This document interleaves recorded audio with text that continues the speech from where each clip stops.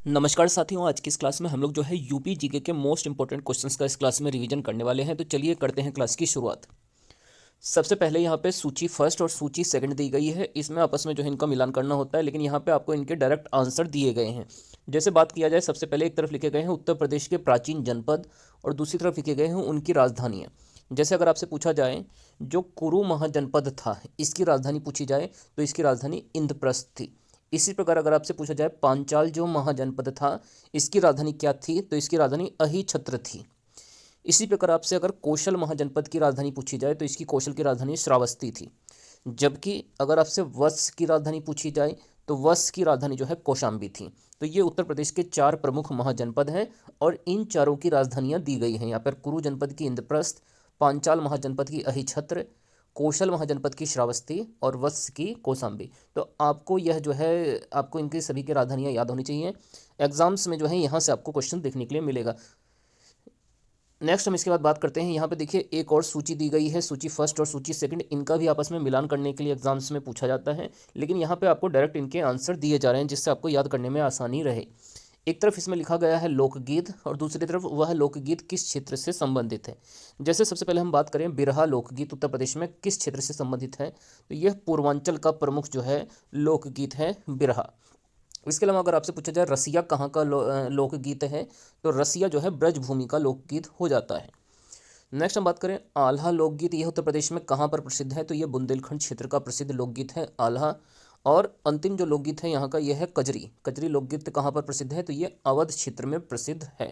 तो ये हमने उत्तर प्रदेश के चार प्रमुख लोकगीत पढ़े हैं। यहाँ पर बिरहा पूर्वांचल का है, रसिया जो है ब्रजभूमि का है, आल्हा जो है लोकगीत जो है बुंदेलखंड का है, और कजरी लोकगीत का संबंध जो है अवध क्षेत्र से है।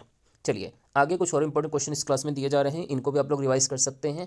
जैसे अगर आपसे पूछा जाए उत्तर प्रदेश का जो सबसे दक्षिणी जिला है सोनभद्र जिला, इस जिले की सीमा टोटल जो है कितने राज्यों से लगती है, तो देखिए जो सोनभद्र जिले की सीमा है वह टोटल उत्तर प्रदेश के 4 राज्यों से लगती है। उत्तर प्रदेश की सीमा जो है, जो उत्तर प्रदेश में सोनभद्र जिला है उसकी सीमा टोटल 4 राज्यों से लगती है। तो ये कौन से 4 राज्य हैं, ये भी आपको पता होने चाहिए। मध्य प्रदेश, छत्तीसगढ़, बिहार और झारखंड। इन 4 राज्यों से जो है सोनभद्र जिले की सीमा लगती है। और यह भारत का भी एकमात्र ऐसा राज्य है जिसकी सीमा भारत का एकमात्र ऐसा जिला है जिसकी सीमा जो है 4 राज्यों से लगती है। तो इस चीज़ को भी आपको ध्यान रखना है। उत्तर प्रदेश के साथ साथ यह जो है भारत का भी एकमात्र जिला है। नेक्स्ट इसके बाद अगर आपसे पूछा जाए कालपी नगर जो है किस नदी के तट पर स्थित है, तो देखिए जो प्रसिद्ध कालपी नगर है यह जो है यमुना नदी के तट पर स्थित है। कौन सी नदी पर, यमुना नदी के तट पर स्थित है। इसके अलावा यमुना नदी के तट पर जो है आगरा शहर भी उत्तर प्रदेश में स्थित है। इस चीज़ को भी आपको याद रखना है। आगरा और साथ में मथुरा शहर, ये दोनों शहर भी जो है यमुना नदी के तट पर ही स्थित हैं उत्तर प्रदेश में। नेक्स्ट हम बात करते हैं उत्तर प्रदेश में लाल मृदा कहाँ पर पाई जाती है, तो यह जो है मिर्ज़ापुर और झांसी के क्षेत्र में जो है उत्तर प्रदेश में जो है लाल मृदा बहुत अधिक मात्रा में पाई जाती है, मिर्ज़ापुर और झांसी क्षेत्र में। नेक्स्ट अगर आपसे पूछा जाए उत्तर प्रदेश की सबसे लंबी नहर कौन सी है, तो देखिए इस नहर का नाम है शारदा नहर। शारदा नहर जो है उत्तर प्रदेश की सबसे लंबी नहर। हालांकि सबसे लंबी नहर भले ही शारदा नहर हो, लेकिन उत्तर प्रदेश में सर्वाधिक जो सिंचाई की जाती है वो अभी भी नलकूपों से ही की जाती है। इस चीज़ को भी आपको याद रखना है। उत्तर प्रदेश में सिंचाई का जो सबसे प्रमुख साधन है वो नलकूप है। चलिए आगे इसमें कुछ और इंपॉर्टेंट क्वेश्चन दिए गए हैं, आइए हम लोग इनको भी रिवाइज कर लेते हैं। जैसे अगर आपसे पूछा जाए रानी लक्ष्मीबाई बांध परियोजना यह उत्तर प्रदेश में किस नदी के तट पर स्थित है, तो देखिए जो रानी लक्ष्मीबाई बांध परियोजना है यह बेतवा नदी के तट पर स्थित है। किस नदी के तट पर, बेतवा नदी के तट पर यह जो है परियोजना स्थित है। इसके अलावा अगर आपसे पूछा जाए उत्तर प्रदेश में परीक्षा बांध यह किस नदी पर बनाया गया है, तो देखिए परीक्षा बांध बना है यह भी बेतवा नदी पर ही बनाया गया है। उत्तर प्रदेश का प्रसिद्ध परीक्षा बांध और साथ में रानी लक्ष्मीबाई बांध दोनों ही बेतवा नदी पर स्थित हैं। इस तरीके से आप इनको साथ में याद कर सकते हैं। अगला हमारा जो प्रश्न है उत्तर प्रदेश में उगाई गई फसलों में न्यूनतम अवधि किस फसल की होती है, तो देखिए उत्तर प्रदेश के अंदर जितनी भी फसलें उगाई जाती हैं इन सब में से जो सबसे न्यूनतम अवधि वाली फसल होती है यह जो है मूंग की फसल होती है। तो इसका राइट आंसर हो जाएगा मूंग। नेक्स्ट अगला प्रश्न है उत्तर प्रदेश में सस्य जलवायु क्षेत्रों की संख्या अगर आपसे पूछी जाए कितनी है, तो देखिए उत्तर प्रदेश के अंदर टोटल जो है 9 सस्य जलवायु क्षेत्र हैं। तो ये क्वेश्चन भी आपके एग्जाम्स में पूछा जा सकता है कि बताइए उत्तर प्रदेश में सस्य जलवायु क्षेत्रों की संख्या टोटल कितनी है, 9 क्षेत्र हैं। नेक्स्ट हम बात करते हैं आगे 11वें प्रश्न की। देश की कुल कृषि योग्य भूमि का कितना प्रतिशत भाग उत्तर प्रदेश में स्थित है, तो देखिए देश की कुल कृषि योग्य भूमि का 15% भाग उत्तर प्रदेश में ही स्थित हैं। ये आंकड़े थोड़े से जो है पुराने हैं, तो आप लोग इसको जो है नए आंकड़ों के साथ भी जो है एक बार चेक करके ज़रूर कमेंट करके बताइएगा अगर आपको इसमें कुछ वेरिएशन देखने के लिए मिलता है।